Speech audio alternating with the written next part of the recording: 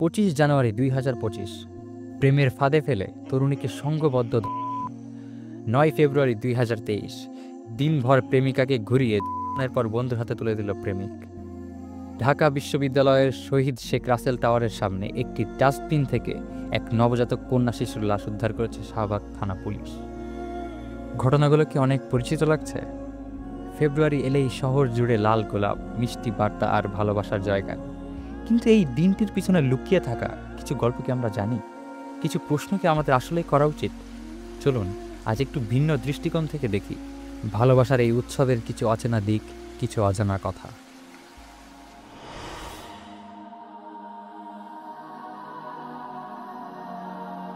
Valentine's day, ভালোবাসার দিন। আপাত দৃষ্টিতে শুনলে মনে হতে পারে খুবই স্বাভাবিক একটি ঘটনা, কিন্তু এই দিনের জন্ম এক জঘন্য পৌত্তলিক উৎসব থেকে। যীশুখ্রিস্টের জন্মেরও আগে প্রাচীন রোমে পালন করা হতো লুপারকেলিয়া নামক এক বীভৎস উৎসব, যেখানে নগ্ন যুবকেরা ছাগল ও কুকুরের রক্তে লেপ্টে নারীর দিকে ছুটে যেত আর ধর্ষণ করাকে পবিত্র হিসেবে দেখা হতো তখন। পরে চার্চ এই নোংরা উৎসবকে সেন্ট ভ্যালেন্টাইন নাম দিয়ে ধর্মীয় মোড়ক দেয়, কিন্তু এর ভিত্তিই হলো জাহেলিয়াতের কুসংস্কার। প্রথম দিকে এটি খ্রিস্ট ধর্মীয় উৎসব হিসাবে পালিত হলেও পরবর্তীতে লোক ঐতিহ্যের ছোঁয়ায় এটি বিভিন্ন দেশে প্রেম ও ভালোবাসার সাংস্কৃতিক, ধর্মীয় ও বাণিজ্যিক একটি আনুষ্ঠানিক দিবসে পরিণত হয়। 19 শতকে ইউরোপীয় ঔপনিবেশিক শক্তিগুলো এশিয়া, আফ্রিকার বেশ কিছু অঞ্চলে তাদের সংস্কৃতি চাপিয়ে দেয়। বাংলাদেশের 90-এর দশকে টিভি চ্যানেল আর বিদেশি সংস্কৃতির মাধ্যমে ঢুকিয়ে দেওয়া হয় এই ভালোবাসার রম্য ইতিহাস। 2000 সালের দিকেও অবিবাহিত নারী পুরুষের একসাথে বসাকে খারাপ চোখে দেখা হতো, অথচ আজ 25 বছর পরে একটি ছেলের গার্লফ্রেন্ড না থাকা যেন আনস্মার্টনেস। তবে গার্লফ্রেন্ড থাকার কারণে যাদেরকে সমাজ স্মার্ট হিসেবে দেখে, এই স্মার্টনেসের আড়ালে লুকিয়ে থাকা হাজারো নবজাতকের লাশের কান্না সম্পর্কে কি এই সমাজ দায়বদ্ধ? বেশ কিছু গবেষণায় দেখা গিয়েছে, প্রেমের জটিলতায় পড়ে প্রেমিক প্রেমিকাদের মানসিক বিকাশ বাধাগ্রস্ত হয়। তার সাথে ঝগড়ার মতো মানসিক অস্থিরতা এবং ব্রেকআপের পরে ডিপ্রেশন তো ফ্রিতেই আসে। Journal of personality and social সাইকোলজিতে প্রকাশিত এক ঘটনায় উঠে এসেছে, শতকরা 40% উত্তরদাতা জানাচ্ছে ব্রেকআপের পর তারা ক্লিনিক্যাল ডিপ্রেশনে ভুগছে, যা তাদের বেশিরভাগকেই হতাশায় ফেলে সুইসাইডের সিদ্ধান্ত নিতে পর্যন্ত বাধ্য করে।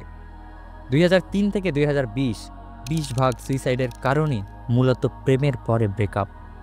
এত সমস্যা, এত পরিসংখ্যানের পরেও কেন ভালোবাসা দিবসের নামে হারাম সম্পর্ককে প্রমোট করা হচ্ছে? কে আসলে লাভবান হচ্ছে এতে? এই দিনে প্রেম নামক মিথ্যা আবেগকে পুঁজি করে লাভবান হয় ক্যাপিটালিস্ট সমাজ, যার মূল খুঁজলে পাওয়া যাবে বিলিয়ন বিলিয়ন ডলারের ব্যবসা, সমাজের ক্যাপিটালিস্টদের মুনাফালোভী মানসিকতা। আজকের বিশ্বে ভালোবাসা দিবস একটি বাণিজ্যিক ইভেন্টে পরিণত হয়েছে। কর্পোরেশনগুলো আমাদের আবেগকে তাদের মুনাফার হাতিয়ার হিসেবে ব্যবহার করে। তারা আমাদেরকে গিফট, শপিং এবং বাহ্যিক জাঁকজমকের দিকে ঠেলে দেয়, যেখানে প্রকৃত ভালোবাসার কোনো স্থান নেই। মন্টক্লেয়ার স্টেট ইউনিভার্সিটির গবেষণা অনুযায়ী ভ্যালেন্টাইন্স ডেতে শপ এবং গিফট শব্দ দুটি লাভ শব্দের চেয়ে 131% বেশি ব্যবহৃত হয়। নাইজেরিয়ার এক প্রতিবেদনে দেখা গিয়েছে, ফেব্রুয়ারির ভালোবাসার দিবসের শুধু এই সপ্তাহে বিক্রি বেড়ে যায় 70%। এমনকি ফেব্রুয়ারির 13 তারিখ যে বিশ্ব কন্ডম দিবস, এই সম্পর্কে আপনারা কতটুকু জানেন? খুব অবাক লাগছে না? ফেব্রুয়ারির 14 তারিখের ঠিক আগের দিনই বিশ্ব কন্ডম দিবস হিসেবে পালিত হয়। সেদিন শুধু ঢাকাতেই ফুলের দাম 20% বেড়ে যায় এবং সারা দেশ জুড়ে ফেব্রুয়ারি জুড়ে ফুলের বাণিজ্য হয় 250 কোটি টাকার, যার অধিকাংশই ফেব্রুয়ারি 14 উপলক্ষে হয়। এটিই প্রমাণ করে যে এই দিনটি এখন ভালোবাসার চেয়ে বাণিজ্যের প্রতীক হয়ে উঠেছে। আমরা এমন এক সময়ে বাস করছি যা আইয়ামে জাহেলিয়াতকেও হার মানাবে। হারাম প্রেম ভালোবাসাকে যেভাবে প্রমোট করা হচ্ছে, আলহামলের celebrity, social media, print media সবকিছুকে ব্যবহার করে আল্লাহর দেয়া বিধানের বিরুদ্ধে বিদ্রোহ ঘোষণা করা হচ্ছে।